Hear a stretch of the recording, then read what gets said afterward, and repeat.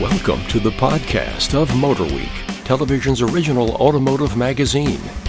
MotorWeek is made possible by TireRack.com, WeatherTech, RockAuto.com, and State Farm. Here's your MotorWeek podcast host, John Davis. Well, hello, everybody, and welcome to our MotorWeek podcast, 172. And we're sitting in Studio C in our MotorWeek World headquarters in Owings Mills, Maryland, around our, what did we decide this, a Keystone-shaped table. We have Brian Robinson, our writer-producer. Happy to be here, John. And also our motorcycle extraordinaire tester. Our online content coordinator, Greg Carlos. That's me. And our video producer and also editor, Joe Ligo. Glad to be here. Who is also the producer of the podcast. So you can blame this all on him. I can't produce anything. Just say the word. He's a producer. You know, what does a producer mean? He has to bring it all together. A friend told me it's just a glorified mom. No, well, that's true. You bring just all the pieces together. You just You're kind of just the guy that holds the clipboard while everyone else and is makes working. the coffee, Yeah. I found out.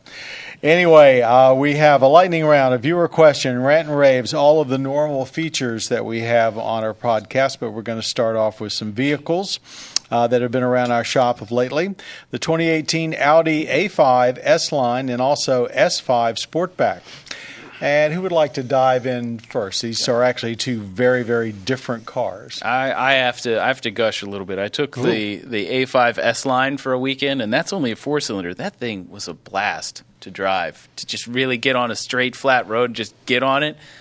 It just, I don't know, it just loved to accelerate for a 4-cylinder. It was a lot of fun. Well, it's a 4-cylinder turbo. I mean, it is kind of amazing the power are we getting out of 252 horses out of 2 liters these days. They both they're different cars, but yet they're variations on a theme. They both have a coupe-ish profile. One, of course, is a 5-door, and one's a coupe.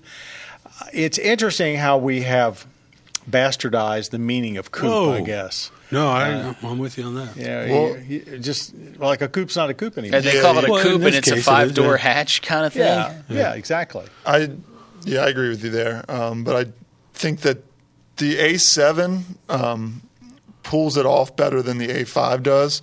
I think the A7's proportions are just better. It's more suited to have 4 doors in a coupe style.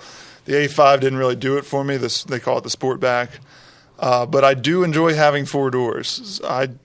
I've just always liked being able to have 4 doors and be able to throw, because I often, for whatever reason, have stuff with me. In the back instead of not necessarily people. If I can get that, that's great. Dogs, the S5 or the A5 coupe certainly looks better, but if you're looking for some utility, the Sportback has it.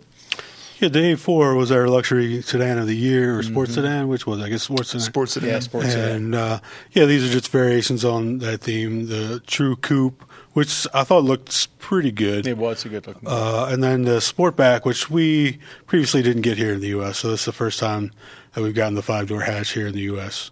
But both, great additions to an already a great car. We didn't get it here for the primary reason that up until very recently it didn't look like Americans were going to buy hatchbacks. Right. And now they've become more in vogue. I guess it's... If you call them 4-door coupes, then people like them more. All of a sudden more than a hatchback. Yeah. The hatchback's like station wagon, dirty words. I like the interior, too, on the... I only drove the actual 2-door coupe, not the Sportback, but I like the interior on it. No wood. I like that they had I don't know if it's aluminum, but it felt like real metal, because when it was cold, it actually felt cold. But whatever the metal trim is, aluminum or nickel or, whatever it is, that was metallized plastic. It's true aluminum cool. in the S-Line trim. And that another interesting thing, that was, I wouldn't say an ultra-base car because it did have the S-Line trim package, but no wood trim. It was pretty cool. And pretty reasonably priced. Just as fun as, if you could spend a lot more and not get any more fun out of it. So, have Audi, especially 4s than the 5s, have they replaced the BMW 3 Series as kind of like the benchmark for compact sports sedans? What do you think? We certainly made that claim last year when we called the A4 sedan our best sports sedan. And I would say in most ways, yes. It's just the BMW has tried to be more luxurious, and which it has, but it's lost a lot. They rely too much on electronics, which they all do to a large extent, but There's just something about the way that an Audi feels now that Correct. when you get into it, if you're looking for that driver connection, they seem to have that in spades. Moving on to our second vehicle. This is a vehicle that's gotten some controversy around the office, mainly because not all of us have driven all the variations. The new 2018 Volvo XC60, kind of like their smaller version of the XC90. That's in three versions: the T5, which is a 250 horsepower turbocharged 2-liter; the T6, which adds a supercharger to the turbocharger with 316 horsepower; and then the T8 we had in here at the office, and this is the cream of the crop, but it's 400 horsepower. However, it's turbocharged, supercharged, and of course it's a plug-in hybrid. And I gather from just discussions around the office that was not a favorite vehicle. A lot of people had some qualms with the T8. But let's talk about the XC60 in general. I think everyone agrees it's a great-looking vehicle. But go from there. Yeah, if you like the XC90, which I think most people do, the XC60 you'll probably like even better because I think the proportions are actually even better. It sits a little bit low to the ground. And I think it's a prettier vehicle. It's more too. compact, yeah. There's really not a bad angle on that vehicle. There's a lot to like about the interior. It's presentable. The screen, which I'm not sure is it standard. That's a standard screen. I believe Volvo tab. I mean, it's even larger, I think, than the Tesla screen. I believe it looks nice. A complaint would be that some of the menus and some of the buttons are a little bit small, especially for the clientele who's probably going to be buying a Volvo. But really good looking. I'll go to the negatives now.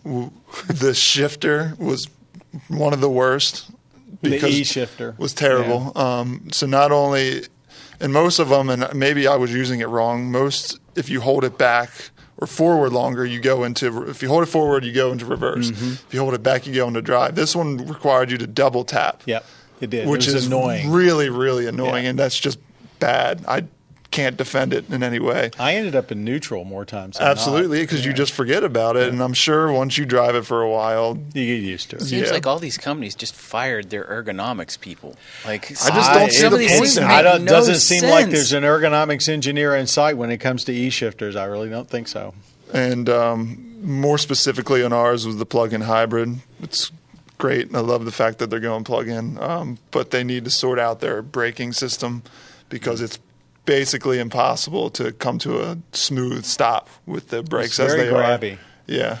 And I don't recall that the rest of the staff hasn't driven the 5 and 6. I have. I recall those vehicles as having very smooth brakes, typical of the XC90. So it may be specifically to the regenerative braking system.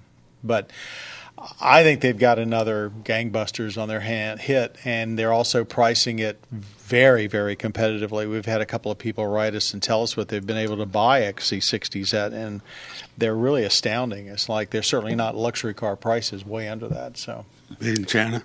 Huh? Made in China. A lot of it, especially the engine. So both those vehicles that we talked about today, the A5 and the S5 Sportback, are all three of them, and the XC60 are on near-term shows. Yeah, from they'll be on the MotorWeek. show soon, and they go up to YouTube the week after. So if Almost you missed the immediate. show, yeah, you have can. no reason to miss it.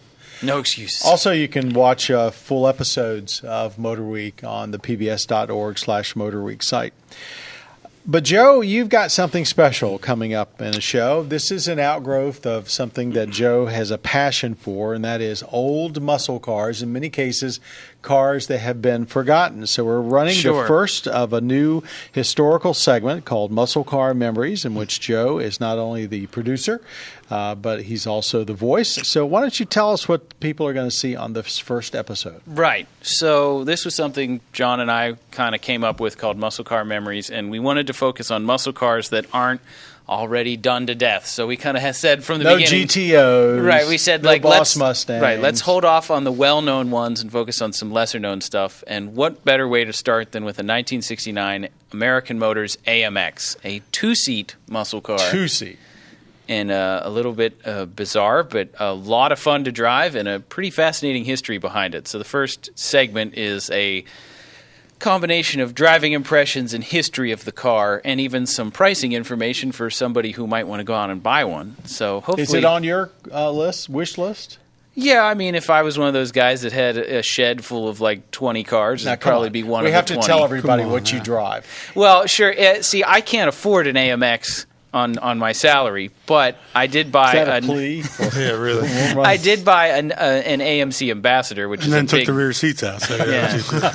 It's a big sedan, but it has the same motor as the AMX. It just has an extra 2 tons of steel with it. But no, back to the segment, Muscle Car Memories. It was a lot of fun. A big thanks to the owner who let me borrow it. His name, we'll just call him Homer. He was a cool guy. Let me drive his car. And, yeah, fascinating history, a lot of fun to drive, and looking forward to driving a lot of other old muscle cars that are maybe lesser known. Oldsmobiles, Plymouths, Buicks, We've got some other things that we're thinking about. I didn't realize this was going to be a recurring segment. Glad to hear. Yeah. We don't do sometimes enough on Motor Week of some of the great classic cars of our memories, not going back just even to the 50s, 60s, and 70s. And so this will be a nice addition to the show. Thank you very much, Joe. Yeah, looking forward to looking forward to episode number 2 already. Okay, our lightning round is here, and it's time to respond to something that we picked up in the news, and Joe picked this one up. Yes. Celebrity wrestler John Cena. Everybody doing the hand wave. Can't see me. Is being sued by Ford Motor Company for buying a new Ford GT supercar and then selling it in less than a month later. Ford requires GT owners to sign a contract saying that they will keep the cars a minimum of 2 years. Since John Cena is a well-known social media personality, Ford is seeking, quote, damages for loss of brand value, brand ambassador activity, and customer goodwill, close quote. Should car companies be allowed to dictate how their cars are sold and what owners do with them, or is Ford being overly controlling? Anyone? I mean, you do sign a contract when you buy something like that. You didn't have to buy it, and Ford set some pretty strict rules on it. So it seems to me that you should abide by the contract, whether that's the right thing to do or something else. You didn't have to buy the car. Any other comments? Yeah, the whole point was to keep people from just buying them and flipping them and making money off of it. Right, They which he probably did. They wanted to put these in the hands of people that really wanted the car to have the car and drive the car, not people just looking to make a buck. So I applaud them for sticking to that. I do too. I mean, ordinarily, I would say, it's once you buy something, it's your business. But this was a special vehicle in a special situation. Joe, did you have a comment, or you just want to hit the bell? I just want. Everybody gets their 30 seconds. Everybody gets their. So my 30 seconds on the matter. I'd say, I think Ford planned with who they sold these cars to get a lot of free advertising on these people's Facebook and Twitter and Instagrams and stuff. And so I understand why they're seeking lost. That's why they didn't sell me one. Right. They're seeking lost advertising, basically. And so I understand that. But at the same time, I think what John Cena did was kind of like a lame thing to do. But at the same time, maybe taking him to court isn't the best PR move. Well, but they probably had a situation where if they didn't do something, then everybody else would feel free to do it too. They had to set an example. Set an example. Greg, any comment? Yeah, I would have to side with Ford as much as I don't like siding with big corporations. But I mean, you signed a contract, you knew what you're getting into, and to John Cena's credit, I don't think he's really fighting it a whole lot. He's like, yes, I sold it for a profit. He allegedly said he was going to pay them like 70-some grand for initial damages, but then Ford says he didn't pay them back. So I think that's kind of what the current issue is. So, well, you're up on this issue. Yeah, well, I just read up. You love your wrestling, don't you? I do. I'll get me some wrestling. Well, it's one thing to basically hold somebody to task, but there is a limit, maybe, on how far. Yeah, it'll be. I'm sure, like everything else now, it'll just go way too far and get everybody's attention for too long. If Ford gives me a GT, I'll post about it on Twitter every day. All 12 of my followers will see it. Okay, viewer question time. Andre, and we have to admit, Andre, we had to truncate your question a little bit because it went on quite a ways. But Andre says, I've watched your shows since I was a kid in the 80s. You are my go-to for car tests. Thank you, Andre, very much. I read that as go-kart somehow. I don't know how I saw go-karts. Well, our selective dyslexia is working again today. I'm moving from Atlanta, Georgia to Palm Springs, California. Okay, no more ice and more heat, though. He wants to trade his Audi TT in for something more practical. He's looking at, and there's a long list of cars here. A lot of Hyundai Kia. I see. Hyundai Ioniq. Actually, it's all Kia Niro, Hyundai Elantra Sport, Kia Soul Turbo, Kia Stinger, even a Genesis G70. Okay, he wants something fun to drive, good looks, practicality, but here's a kicker. He says, I might drive for Uber or Lyft with the car. And then he also adds, money isn't too big a concern for me. Well, I'm very fortunate for you, well, Andre. If you're moving to Palm Springs, he's open to other suggestions. What do we think of his suggestions, and what do we think he probably ought to buy himself, especially if he's talking about something fun to drive, and it might be for Uber? I find it odd that, money's no object. He's coming from an Audi, and everything he lists is from Korea. It's like way cheaper. Well, maybe he's looking for ultra reliability. I mean, Kia would love to hear that because they've been trying to make better Audis for years now. So I think he would love to hear that. Well, Benny D is going to say Kia Soul Turbo because that's like always his thing. Cool I do like that too, but and it's again, not bad for Uber. You the got whole the hatch money for no people's- option thing.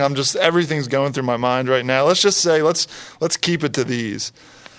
I could see why you'd get a Soul maybe if you want some utility, but honestly, there's not a ton of room if you're hauling people around in Uber, they're not going to be super happy with you. Most people want Uber to be comfortable. Yeah, that's why and they're paying the if money. you went Genesis G70, that's basically a Stinger, right? Right.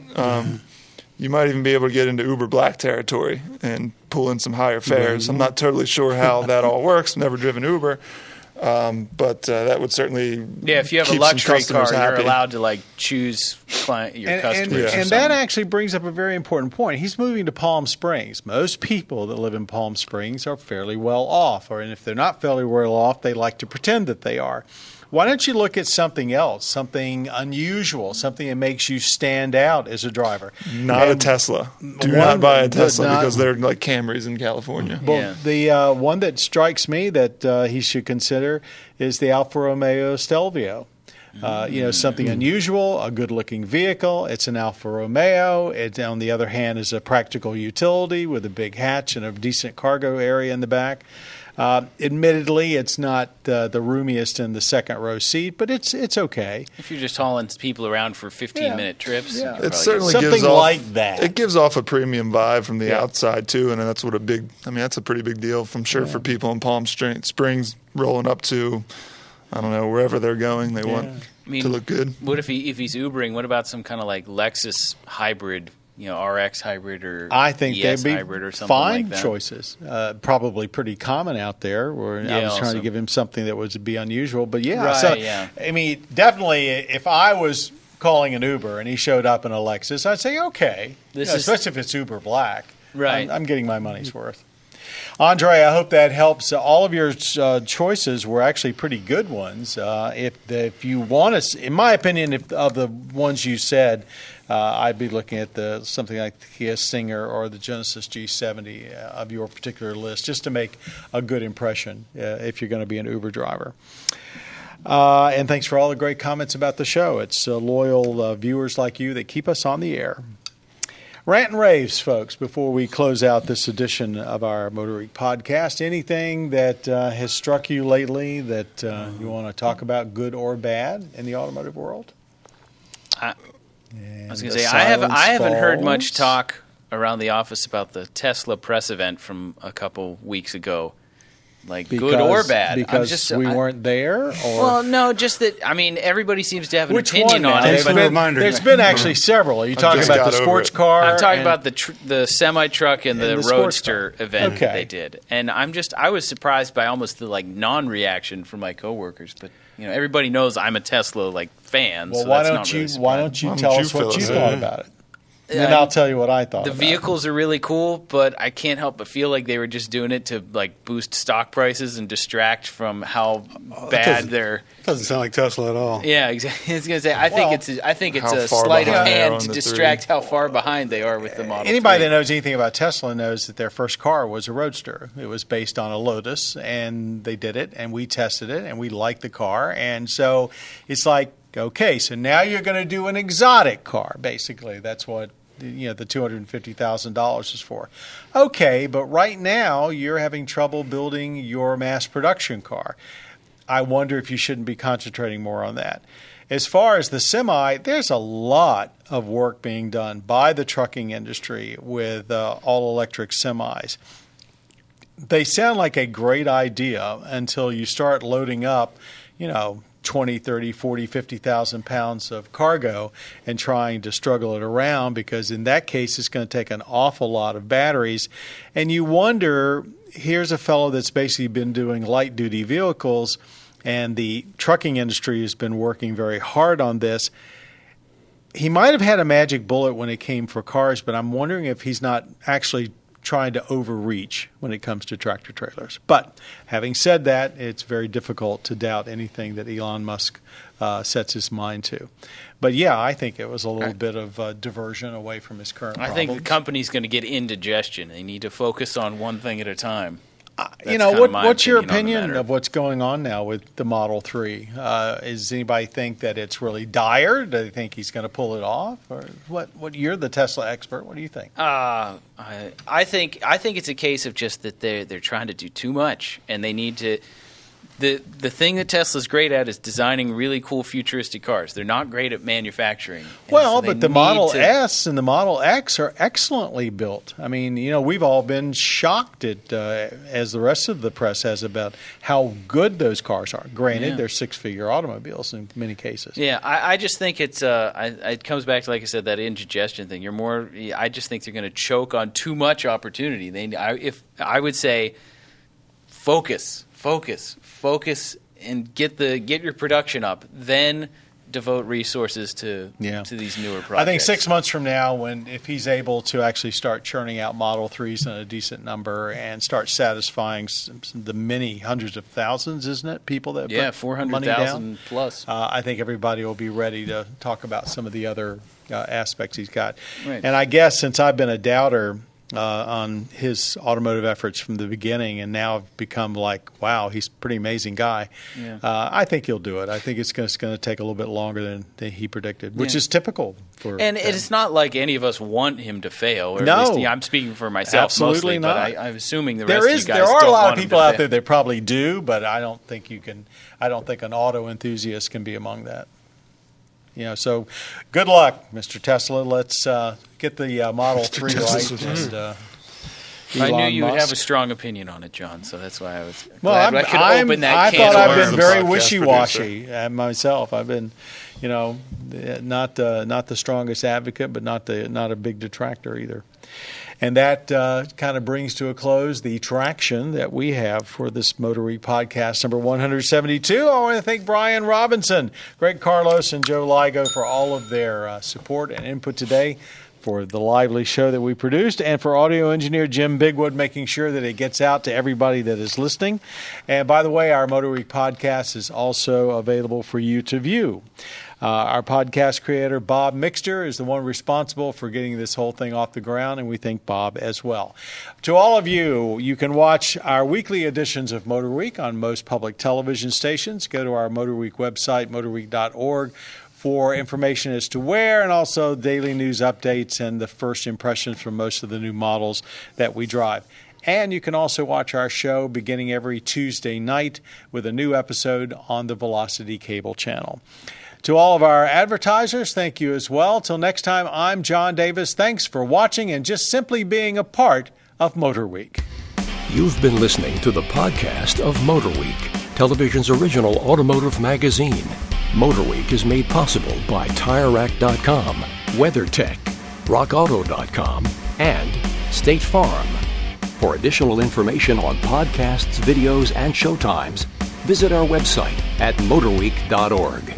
And watch MotorWeek television's longest-running automotive magazine series each week on your local PBS station.